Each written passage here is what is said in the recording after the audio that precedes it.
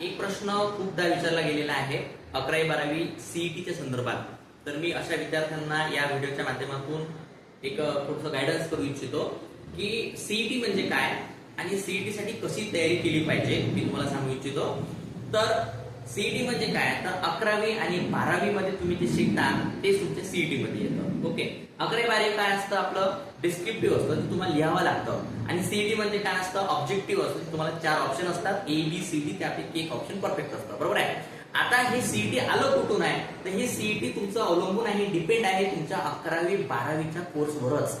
कुठलाही विषय असो, फिजिक्स असो, केमिस्ट्री असो, बायोलॉजी असो आणि मॅथ्स असो, त्याच्यामध्ये तुम्हाला जो काही अभ्यास दिलेला आहे ते थिअरी असो, तुमचे न्यूमेरिकल्स असो किंवा तुमचं बेसिक असो, कुठलाही कन्सेप्ट असो, तुम्हाला त्याच्या रिलेटेडच क्वेश्चन हा सीईटी मध्ये विचारला जातो. म्हणून तुम्हाला काही वेगळा स्टडी करायची की फारशी गरज नाहीये. फक्त तुम्ही कुठल्या तरी एखाद्या चांगल्या रेफरन्स बुकचं एक मदत घेऊ शकता, त्याच्यामध्ये तुम्हाला 200-300 क्वेश्चन एखाद्या युनिटवर काढून दिलेले आहे, त्याची तुम्ही एक चांगली स्टडी तुम्ही अभ्यासू शकता, घरी करू शकता. तर त्यामुळं मी प्रत्येक विद्यार्थ्याला एक गायडन्स करू इच्छितो की सीईटीचं आतापासून टेन्शन घेण्याची गरज नाहीये.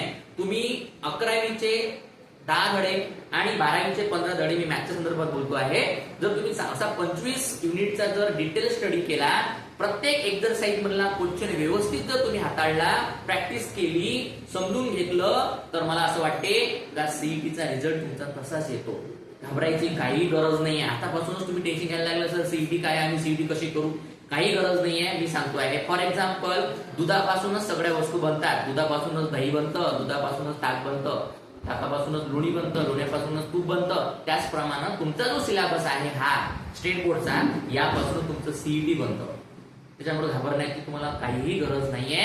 फक्त तुम्ही ज्या कोर्सला आहे, 11वी-12वी सायन्सला आहे, या दोन्ही वर्गाचा डिटेल स्टडी करा, प्रत्येक एक्झरसाइजचा एकूण एक क्वेश्चन व्यवस्थित समजून घ्या, त्याची घरी प्रॅक्टिस करा, सराव करा, नाही समजलं 4 वेळा विचारा, आणि तेच तुम्हाला सीईटी मध्ये आल्याशिवाय राहत नाही. सीईटीच्या संदर्भात मी आणखी तुम्हाला गायडन्स करणार आहे. आपली नोट्स सीईटी साठी स्वतः माझी स्वतःची नोट्स आहे, ती मी तुम्हाला देणार आहे. तुम्ही तेवढं जरी अभ्यास केला तरी मला असं वाटते की तुमचा रिझल्ट हा चांगल्यात चांगला पर्सेंटाईल आल्याशिवाय राहत नाही. समजलं, कळलं? Okay, thank you.